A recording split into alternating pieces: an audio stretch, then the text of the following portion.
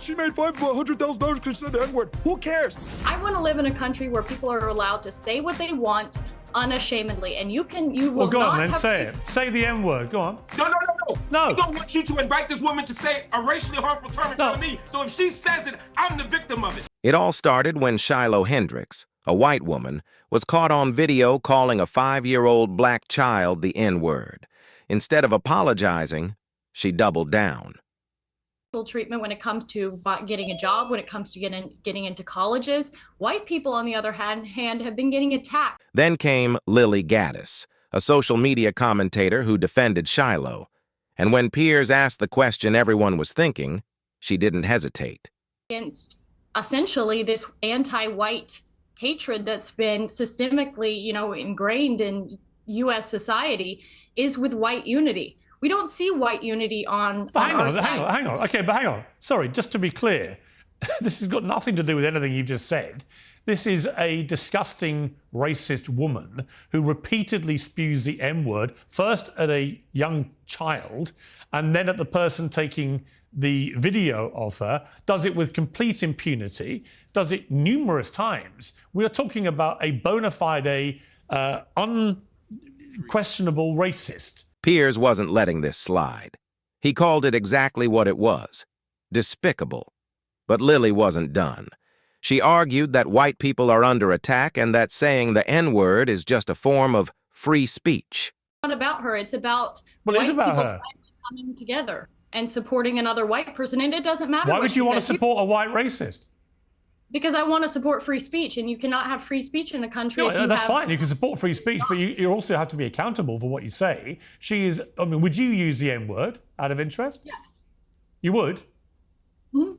I do, quite frankly. Black people. When would it be appropriate? Anytime I feel like it. So you're an unashamed racist? Correct. Well, do you understand that makes you a despicable human being? Piers exploded. He slammed the hypocrisy.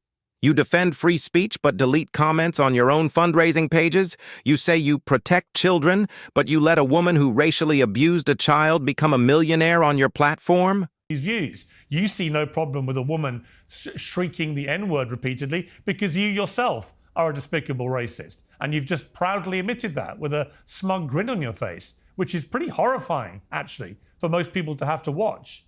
And shame on you. You're entitled to do it, and I'm entitled to call you despicable. And here's where the debate reached boiling point. How did we get to a place where racism is not just excused? This is a country that should be. What do you mean your country? Because I'm white and my Well, there are no black people in American history. Is that what you're saying? That they've all just landed in America, invading your white country? Is that your position? Mm-hmm.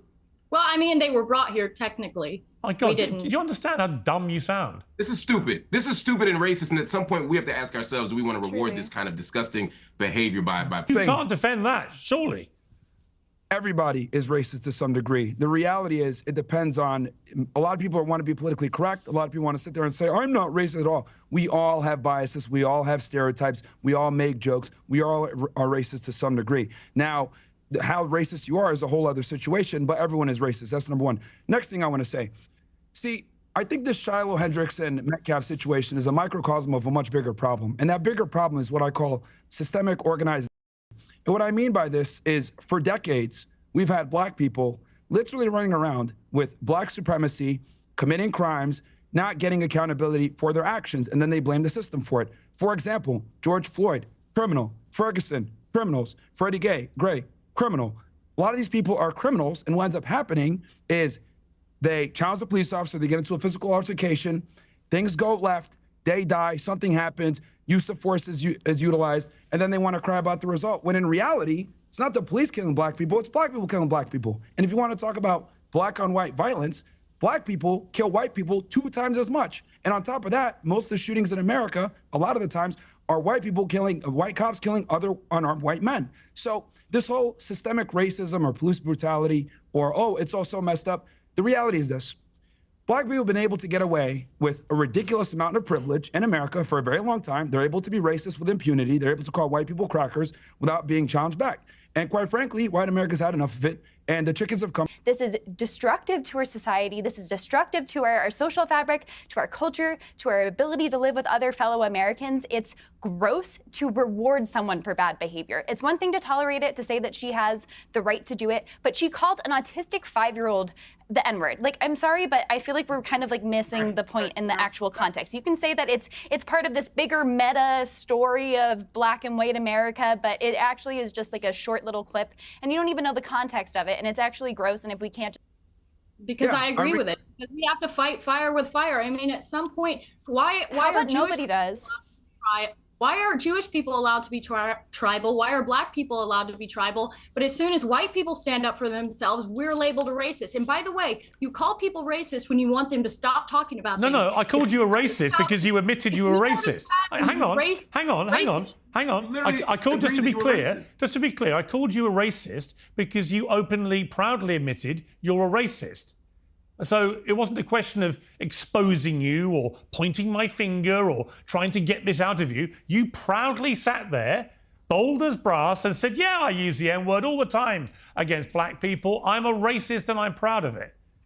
That's what you did. Racism is just having a preference. I prefer not to live around Black people. I prefer not to live in a country where white people in our country are disproportionately attacked by Black people. Where in my country, you can... ...of injustice to white people that white people have done to Black people, and yet to claim some kind of moral superiority in the midst of, and again, in the context of a conversation where a white woman is calling a 5-year-old autistic child the N-word, and we're talking about Black people's bad behavior. This is absurd. And the idea of fighting fire with fire, again, is a dishonest argument. Just to take us back to the point here, the people who are supporting Carmelo Anthony's campaign believe that he was wrongfully charged, and they're trying to get him legal defense.